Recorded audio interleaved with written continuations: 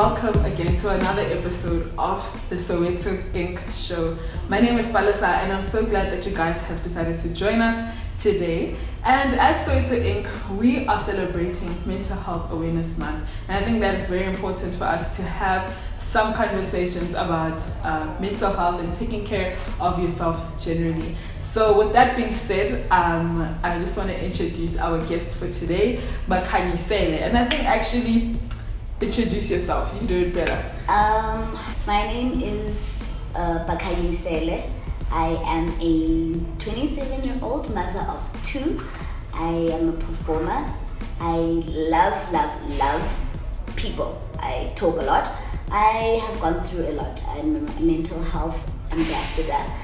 And yes, that is me in a nutshell. Well, it's really good to meet you. And like I said, we're going to be talking about, mental health. You've just mentioned yourself that you are a mental health ambassador. Yes. So in what capacity do you do that? What do you do? How do you bring that awareness to people? I talk a lot at schools for motivating other people that don't know how to get motivated themselves.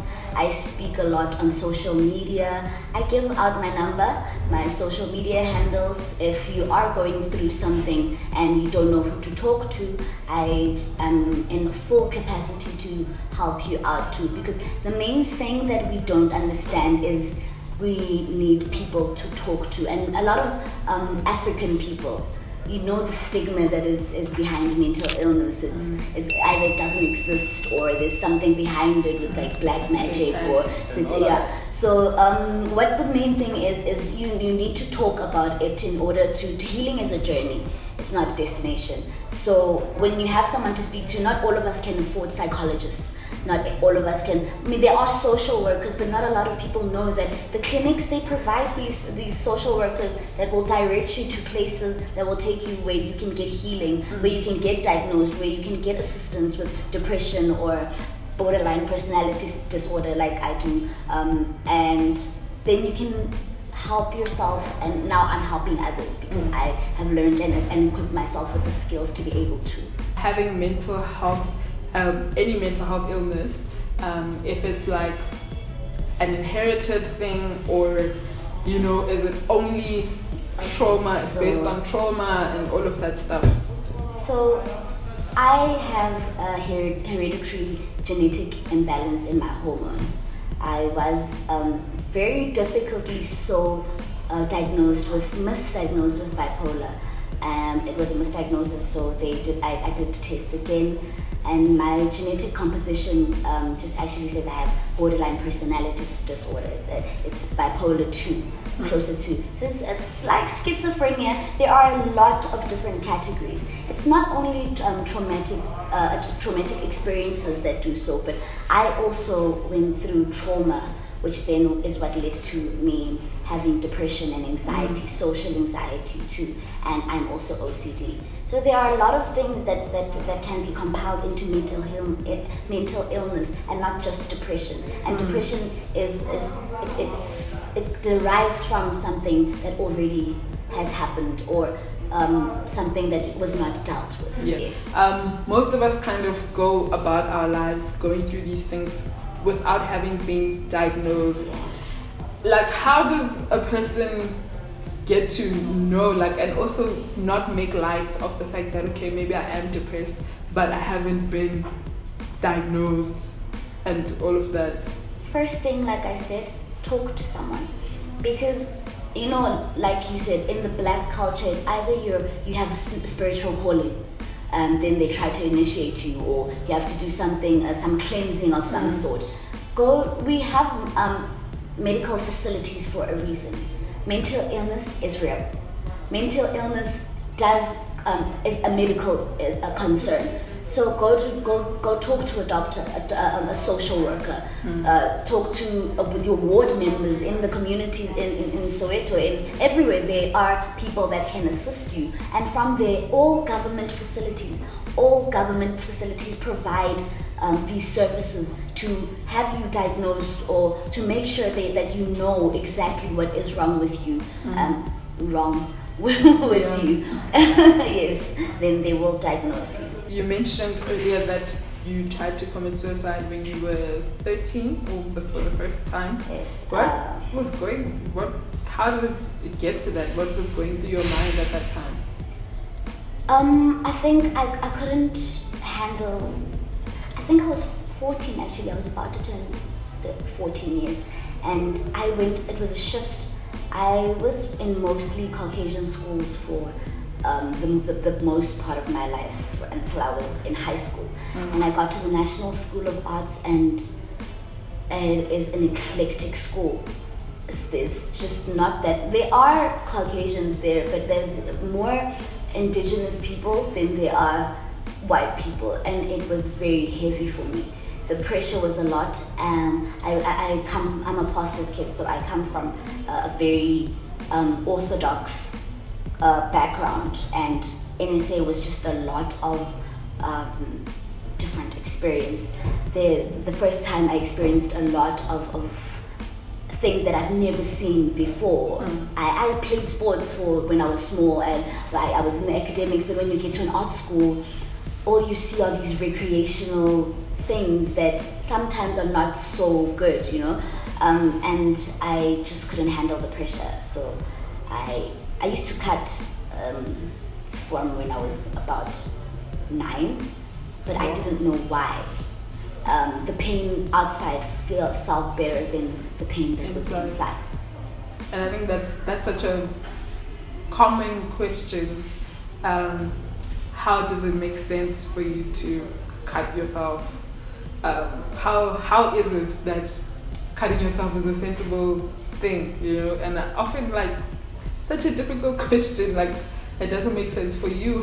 What did the cutting actually do for you? It was an outlet. Because I didn't always cut in places that were visible. I would cut in places that you could hide. Like I said, I played sports. I'm a performer, so most of these things that I do are revealing. So I would never cut on my arms only. I would cut in the insides of my arms and my thighs. I would burn myself.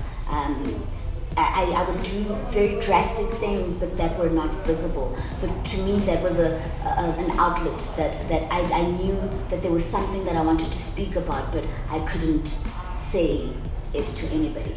So now knowing what you know, how do you deal with, because mental health is any mental health illness or issue, it's something that's probably ongoing. There's no end, you know what I mean? But then the longer or the better you deal with it, you know what to do when you're triggered by XYZ. So for you right now, how do you cope with certain things? So when I first went to a mental institute when I was hospitalized for the first time in 2018, I learned a thing that was called mindfulness. But now, for me, it was so much easier because I have been meditating and doing yoga since I was 18, 19. And mindfulness is the basic of meditation and yoga. So if you know how to be mindful and to be mindful of your surroundings and know that not everything needs a reaction and be aware of your emotions, that is the best way to handle and tackle any mental illness. Just count from 10 to 1, and I swear you will feel that much better dealing with it. It won't make the problem or the feeling go away, but it's just giving it time before you respond to whatever is happening, before you react to whatever is happening. It might even be a pin drop. Make sure that you're always mindful. It's just the basic thing to do is, if you want to deal with mental illness, try reading up on mindfulness. It is very simple. You just close your eyes and be mindful of your surroundings and not think of that situation that you do not want to react to. Not everything needs a reaction. And like I said earlier on, healing is a journey, not a destination. So what would you tell your 13-year-old self now? If you had to meet that little girl right now, what's the quickest advice that you'd give her? Don't grow up so quickly. Play more, be a child.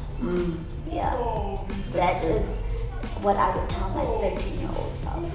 That it is absolutely okay to be a child. Yeah.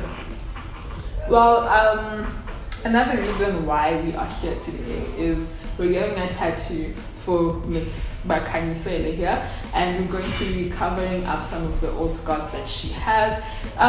But one thing that I really love about, tattooing and the art of it is that, you get to kind of retell a story. If you're not just expressing something or whatever that is, you get to retell the story, so we're going to go and get her tattoo. But before we do that, do you want to just tell us about what tattoo you're getting? What does it mean to you? I am in a very peaceful place right now, and a feather is a symbol of peace. So I'm getting a feather with doves coming out, just to symbolize the peace that I am trying to radiate within my aura, so that everybody else can get a sense of some peace. I mean, my name is Bakhanyisele, so the light. I like that name a lot.